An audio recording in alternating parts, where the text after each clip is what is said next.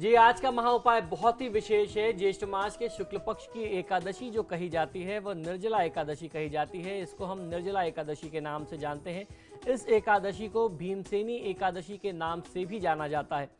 ऋषि श्री वेदव्यास जी के अनुसार इस एकादशी को भीमसेन जी ने धारण किया था, अर्थात आज की तिथि में व्रत किया था। इसी वजह से इस एकादशी का नाम भीमसेनी एकादशी भी पड़ा। शास्त्रों के अनुसार इस व्रत को करने से व्यक्ति को दीर्घायु तथा मोक्ष की प्राप्ति होती है। इस एकादशी व्रत को निर्जला रखा जाता है, अर्थात जल ग्रहण नहीं करते हैं। इस व्रत में किसी भी प्रकार से जल सेवन नहीं करना चाहिए, ऐसी मान्यता है। इस एकादशी को करने से वर्ष की 24 एकादशियों के व्रत के समान फल मिलता है, अर्थात आप साल में कोई भी एकादशी का व्रत ना कर सकें और साल में सिर्फ एक आज की एकादशी का व्रत करें तो आपको पूरे वर्ष की जो एकादशी है, हर महीने में 2 एकादशी पड़ती है, उसका फल आपको प्राप्त होता है। इस व्रत के करने के पश्चात द्वादशी तिथि में ब्रह्म वेला में उठ करके स्नान कर लेना चाहिए, दान तथा ब्राह्मण को भोजन कराना चाहिए और आज की पूरी तिथि में ओम नमो भगवते वासुदेवाय, ओम नमो भगवते वासुदेवाय इस मंत्र का जाप करते रहना चाहिए। और कोई भी कार्य करें, चाहे वो गौदान, वस्त्रदान, छत्र और फल का दान आप कर रहे हो, तो इस मंत्र का ध्यान और जाप करते करते आप इसको दान करें, पूजा पाठ करें। आइए अब मैं आपको बताता हूं कि आज की तिथि का व्रत करने में और क्या क्या फल आपको मिल सकता है। इस एकादशी का व्रत करना सभी तीर्थों में स्नान करने के समान माना गया है। निर्जला एकादशी का व्रत करने से मनुष्य सभी पापों से मुक्त हो जाता है।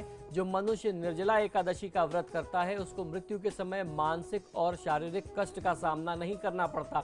यह एकादशी पांडव एकादशी के नाम से भी जानी जाती है, क्योंकि 5 पांडवों ने इसी एकादशी के व्रत को करके अपना जो खोया हुआ राजपाट था उसे प्राप्त किया था। इस व्रत को करने के बाद जो व्यक्ति स्नान, तप और दान करता है उसे करोड़ों गायों के दान को करने के समान फल प्राप्त होता है, पुण्य फल की प्राप्ति होती है। अब मैं आपको बताता हूं कि निर्जला एकादशी व्रत की विधि क्या होनी चाहिए। निर्जला एकादशी का व्रत करने के लिए दशमी तिथि से ही व्रत के नियमों का पालन आरंभ कर देना चाहिए और दिन में ओम नमो भगवते वासुदेवाय मंत्र का जाप और उच्चारण करते रहना चाहिए। इस दिन गौदान करने का भी विशेष विधि विधान बताया गया है। इस दिन व्रत करने के अतिरिक्त तीर्थ में स्नान करना, तप करना, इस प्रकार के जितने भी धार्मिक कार्य हैं वो करना बहुत ही शुभ फलदायी है। जो भी मनुष्य इस व्रत को करता है, इस व्रत में सबसे पहले श्री विष्णु जी की पूजा करनी चाहिए। उनका पूजन बहुत अनिवार्य है। इस दिन ब्राह्मणों को दान दक्षिणा, अन्न, वस्त्र और मिष्ठान के साथ उनको विदा करना चाहिए। और अंत में एक बात और, क्योंकि आज की जो तिथि है वो बहुत ही महत्वपूर्ण तिथि है। आज की तिथि में इनकी जो कथा है आज की एकादशी की, उस कथा को अवश्य सुनना चाहिए। व्रत की रात्रि में जागरण करते रहना चाहिए और भगवान श्री हरि के नाम का स्मरण करते रहना चाहिए। और साथ में मैं आपको बता दूं कि आज की जो तिथि है, जिस तरीके से आज की तिथि के बारे में हम लोगों ने जाना, तो जिस तरीके से हमारे उत्तरांचल और उसके साथ साथ हिमाचल के भाइयों बहनों ने इतना प्रकोप झेला है, आज की तिथि जो है प्रार्थना करने की तिथि है। आप अपने साथ साथ उनके लिए भी प्रार्थना करिए। जो दैवीय प्रकोप उत्तरांचल में और हमारे देश के अन्य हिस्सों में टूट रहा है, प्रभु ऐसा ना करें। अगर कहीं पूजा पाठ में किसी भी मान मनौती में कोई कमी रह गई है, कोई भी प्रकार से कहीं से देवी देवता रुष्ट हैं, तो आप अपनी नियमित पूजा में हर दिन उनके लिए प्रार्थना करिए। जो लोग विस्थापित हो गए, जिनके घर बार उजड़ गए, जिनके परिवार उनसे बिछड़ गए, आप उनसे प्रार्थना करिए। आपकी 2 मिनट की पूजा उनको बहुत शांति देगी और प्रभु से यही प्रार्थना है कि परिस्थितियां पुनः फिर सामान्य हो जाएं। जिस तरीके से हमारी देवभूमि उत्तरांचल इतनी समृद्ध थी, आने वाले कुछ ही दिनों में जल्दी से जल्दी पुनः एक बार फिर से समृद्धि को प्राप्त हो, ऐसी प्रभु से इच्छा है, भगवान श्री विष्णु से। आज मैं यही प्रार्थना करता हूं। आप भी अपनी नियमित पूजा में कम से कम 2 मिनट के लिए ही सही उनके लिए प्रार्थना अवश्य करिए। एक कॉलर खुशी जुड़ी है हल्द्वानी से। खुशी, अपना सवाल पूछिए अपनी डिटेल के साथ। हेलो जी। हाँ नमस्कार, मैं हल्द्वानी से खुशी बोल रही हूँ। वैसे मुझे अपने पति के बारे में पूछना है। वो कोई भी अगर काम करते हैं तो उनका कोई काम बन नहीं पाता है और किसी के लिए भी वो अच्छा करते हैं तो उनको बुराई मिलती है जी। डेट ऑफ बर्थ टाइम बताएं। से पूछना चाहती हूँ। डेट ऑफ बर्थ टाइम बता दीजिए। महाराज जी, उनकी डेट ऑफ बर्थ है 17 फरवरी 1980।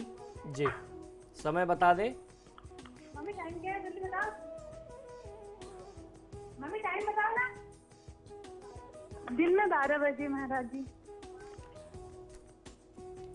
देखिए, आपके पतिदेव की जन्म पत्रिका में शनि की महादशा में मंगल की अंतर्दशा चल रही है। ये जो समय है ये किसी भी जातक के लिए बहुत ज़्यादा विपरीत परिस्थिति कारक होता है। शनि मंगल के बारे में हम लोग अक्सर बात करते हैं कि आपस में बहुत ज़्यादा विरोध है। तो ऐसी परिस्थिति में आपसे यही अनुरोध है कि अपने पतिदेव के लिए शनि और मंगल के वैदिक मंत्रों की शांति कराएं। देखिए, वैदिक मंत्रों की शांति इसलिए मैं बार बार बोलता हूँ कि वैदिक मंत्रों के माध्यम से ही किसी ग्रह की शांति प्रामाणिक तौर पे हो जाती है। ऐसी परिस्थिति है कि इसमें आप रत्न धारण नहीं कर सकते, और आप जो नियमित दिनचर्या में पूजा पाठ अपने लिए कर रहे हैं वो एक बहुत ही छोटी डोज है इस समस्या से पार पाने के लिए। तो जब तक आप वैदिक मंत्रों की शांति एक बार में नहीं कराएंगे तब तक जीवन में बहुत बड़ा परिवर्तन, बहुत बड़ा बदलाव की उम्मीद नहीं करना चाहिए। तो जो योग्य आचार्य हैं उनसे संपर्क करिए अपने घर के आसपास, और उनसे आप आग्रह करें कि शनि और मंगल के लिए वैदिक मंत्रों का जाप करके शांति करें, तत्काल राहत मिल जाएगी। तो ये था आज का आपके सितारे। आचार्य जी हमारे साथ बने रहे, आपका बहुत बहुत शुक्रिया। नमो नारायण। तो आपके सितारे में आज के लिए बस इतना ही। कल फिर होगी मुलाकात, तब तक के लिए नमस्कार।